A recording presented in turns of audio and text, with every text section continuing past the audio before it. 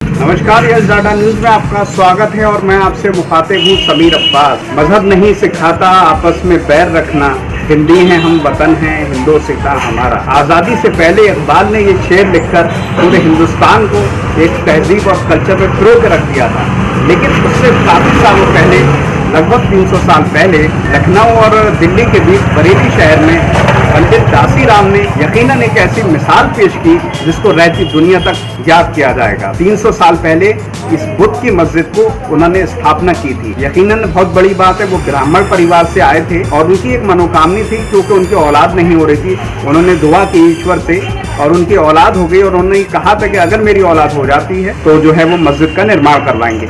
आज भी उनकी पीढ़ी, जो उनकी आज छठी पीढ़ी है, वो लगातार इस मस्जिद की देखभाल कर रही है। सुबह का जो ताला है, जब ये नमाज होती है फजर की, तो वो इसको खोलती है और तमाम इंतजाम। बड़ी संख्या में लोग आते हैं, हिंदू मुसलमान सब आते हैं। बुध के दिन यहाँ बड़ी संख्या में लोग आते हैं और हम थोड़ा सा मस्जिद को भी दिखाएंगे। पहले मैं चाहता हूँ इस मस्जिद को थोड़ा दिखाया जाए। ऐतिहासिक मस्जिद है, 300 साल पुरानी मस्जिद है।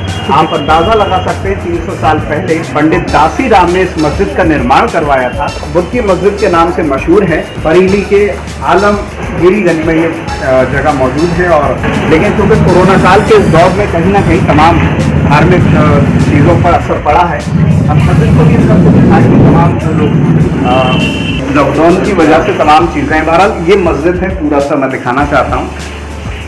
मस्जिद भले ही छोटी है लेकिन इसको बनाने वालों के दिल बहुत बड़े हैं।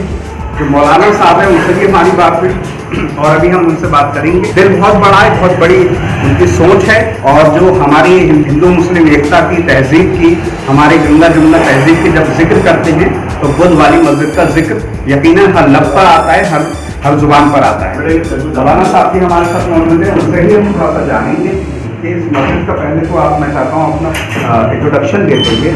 इसका जो इतिहास जो है हमने पढ़ा है, तो जुबानी से बताएं तो और मुनासिब है। क्योंकि मुझे हाफिज जाने आलम सफलैनी कहते हैं। मैं इस मस्जिद का इमाम हूँ और तकरीबन मुझे इस मस्जिद में 20 साल इमामत करते हुए मस्जिद के फराइज़ जानने के लिए हो गए।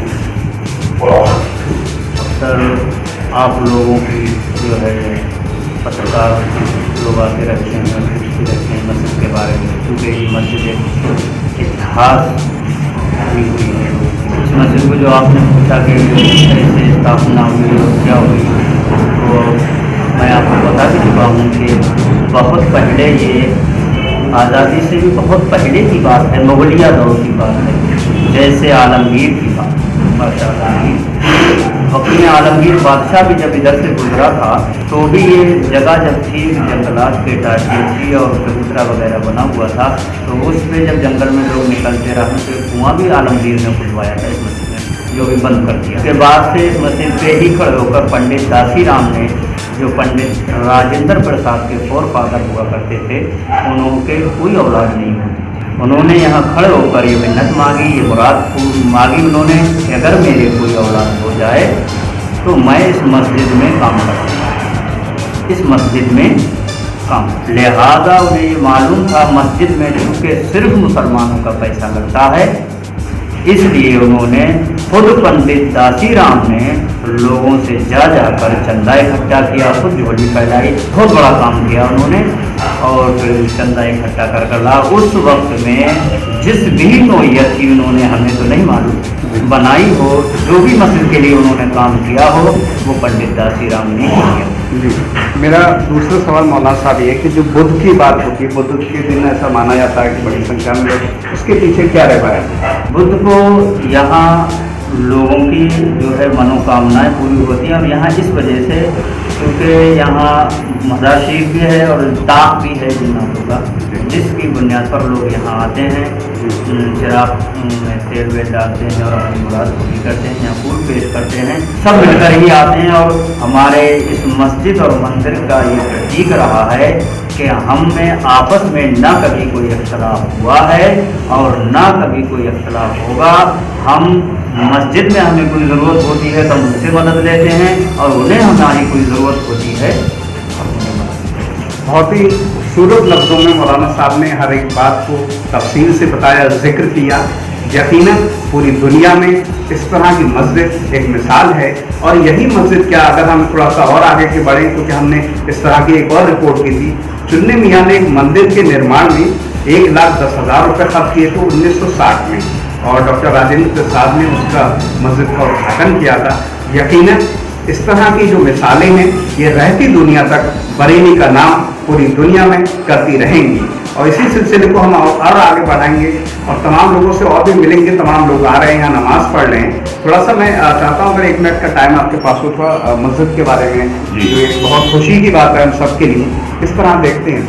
मस्जिद माशाल्लाह बहुत बढ़िया जगह में आप देख रहे हैं, मियाँ भाई सब यहाँ पर मुसलमान हिंदू जो भी है एकता बहुत है यहाँ पर, कोई भी तरह की कोई तकलीफ नहीं है, सब बिल्कुल सही रहते हैं, कोई परेशानी नहीं है, सब मिल मिला के रहते हैं। कोई हिंदू मुस्लिम एकता की यकीनन मिसाल है तो ये मस्जिद है।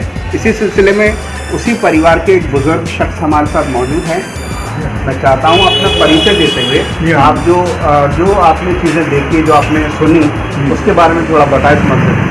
अच्छा साहब कि हमारी आर्थिक स्थिति सारी अच्छी नहीं थी, तो हमारे पिताजी जो थे वो सब्जी मंडी में या जिससे भी बेतकल्लुफ़ कह देते थे कि भाई इस चीज़ की जो है मस्जिद की ये चीज़ कमी हो गई है, ये पूरी कराना था। वो उनके कहने से फ़ौरन वो लोग पूरी करते थे। और तब उसके बाद पिताजी के बाद फिर हमने देखभाल करिए, और अब आज जो हमने करिए, इन दिनों में कुछ कोरोना के चक्कर में लोगों ने मौलाना साहब आते हैं, अब खोलते हैं और टाइम से बंद कर देते हैं। अच्छा, मैं ये जानना चाह रहा हूँ आपसे कि ये एक मुस्लिम समुदाय की मस्जिद है, तो इसके पीछे का जो इतिहास है वो ये कि 300 साल पहले पंडित दासी राम ने इसकी नींव रखी, उसके बारे में थोड़ा सा बताइए। इस हिसाब मेरे को विशेष जानकारी नहीं है, लेकिन पंडित दासी राम जी की जो इच्छा पूरी हुई थी तब से यहाँ पे हुआ। दासी राम के बाद पंडित बाबूराम, और बाबूराम के बाद पंडित द्वारका प्रसाद, ये हमारे द्वारका प्रसाद पिताजी थे, उन्होंने ही इसको करवाया।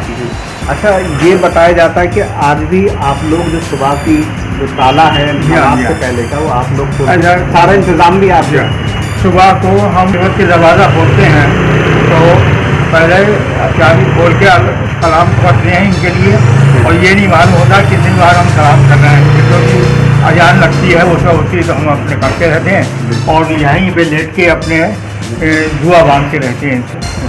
ठीक है, बहुत बहुत शुक्रिया आपका। यकीनन बहुत खुशी की बात है कि ठीक मस्जिद के सामने घर है। मैं थोड़ा सा दिखाना चाहता हूँ, ये पूरा ये मस्जिद है और इसी के सामने पंडित जी का घर है, और जो तमाम इंतज़ाम हैं ये पुश्तों से देखते आ रहे हैं। बहरहाल इन तमाम बातों के साथ मैं समीर अब्बास, कैमरामैन सरदार हुसैन के साथ, यस डाटा न्यूज़।